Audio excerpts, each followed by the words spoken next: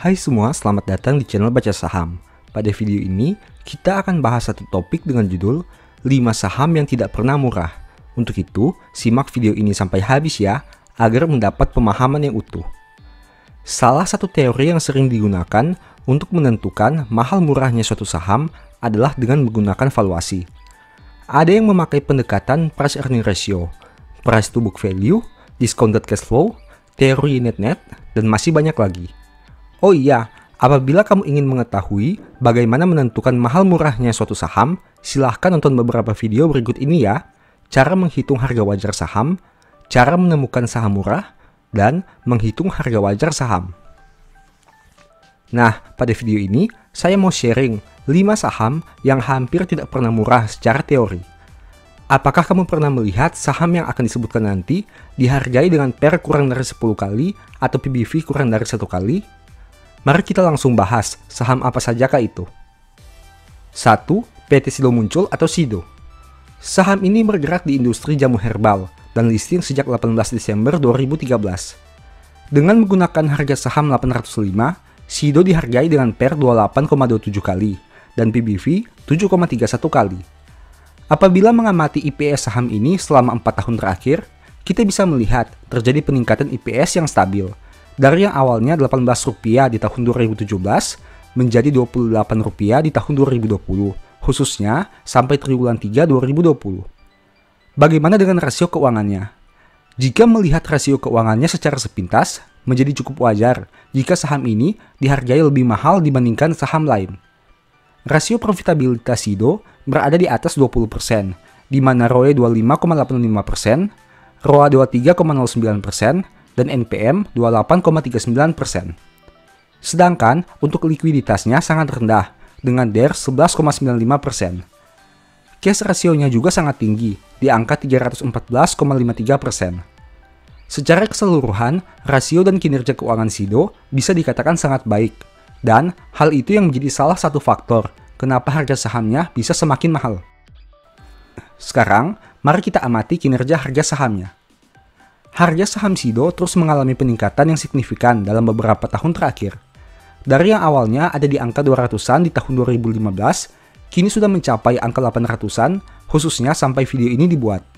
Pertanyaannya, apakah kenaikan harga sahamnya sebanding dengan kenaikan kinerja keuangannya?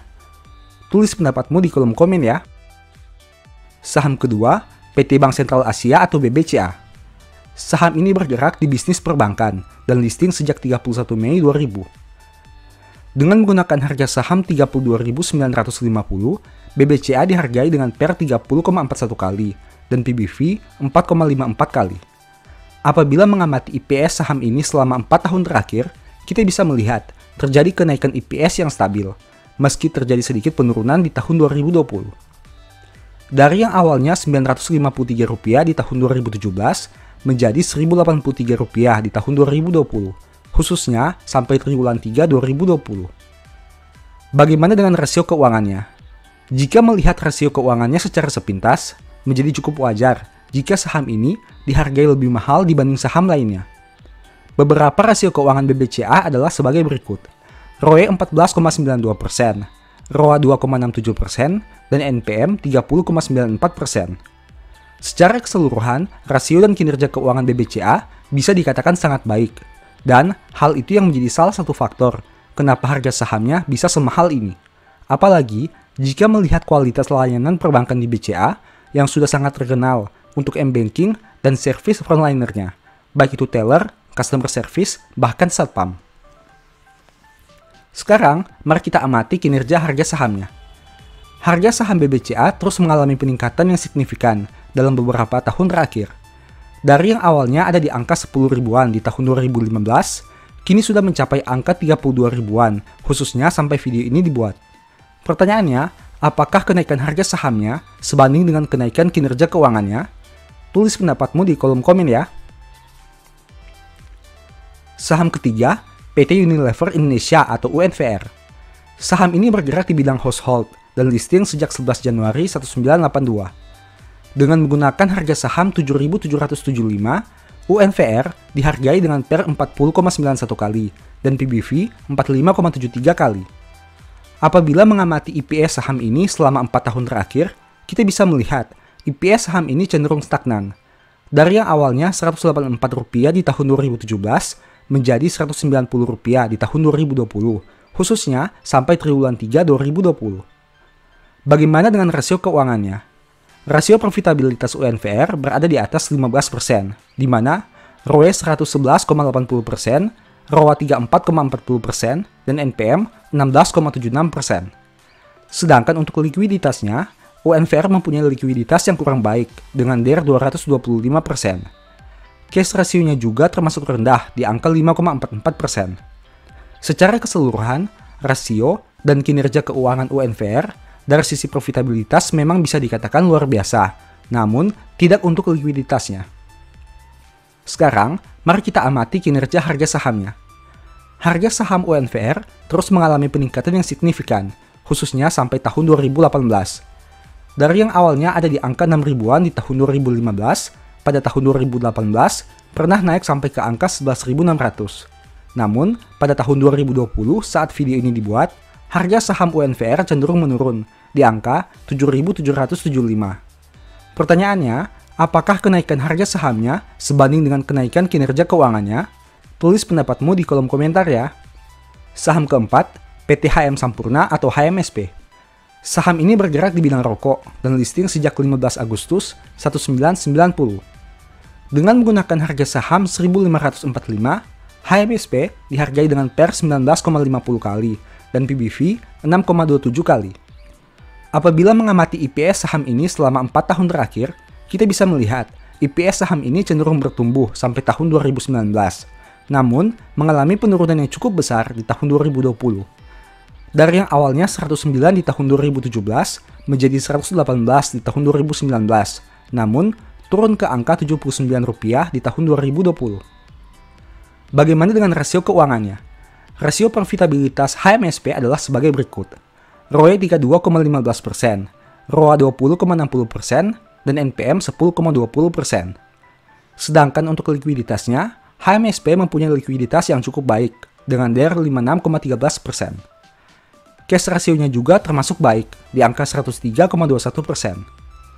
Secara keseluruhan, rasio dan kinerja keuangan HMSP bisa dikatakan cukup baik, dan itulah salah satu poin yang mungkin membuat harga sahamnya menjadi cukup mahal. Sekarang, mari kita amati kinerja harga sahamnya. Harga saham HMSP terus mengalami peningkatan yang signifikan, khususnya sampai tahun 2018. Dari yang awalnya ada di angka 2000-an di tahun 2015, pada tahun 2018 pernah naik sampai ke angka 5.550. Namun, pada tahun 2020, saat video ini dibuat, harga saham HMSP cenderung menurun di angka 1.545. Pertanyaannya, apakah kenaikan harga sahamnya sebanding dengan kenaikan kinerja keuangannya? Tulis pendapatmu di kolom komentar ya. Saham kelima, PT Kalbe Farma atau KLBF. Saham ini bergerak di bidang farmasi dan listing sejak 30 Juli 1991.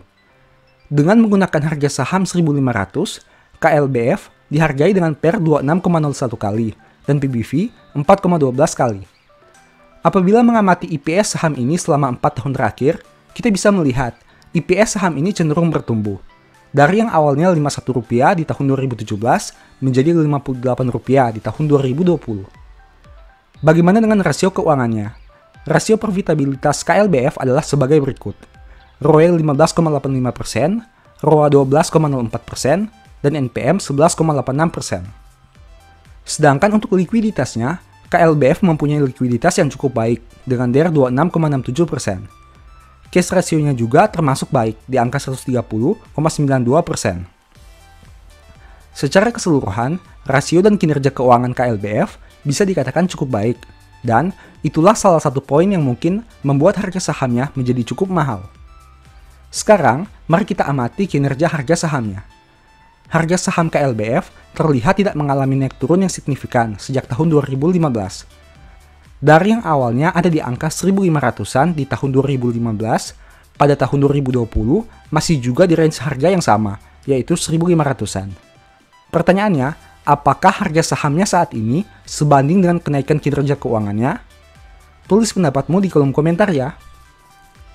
Demikianlah informasi pada video ini. Semoga bisa bermanfaat bagi kamu semua. Anyway, thanks for watching.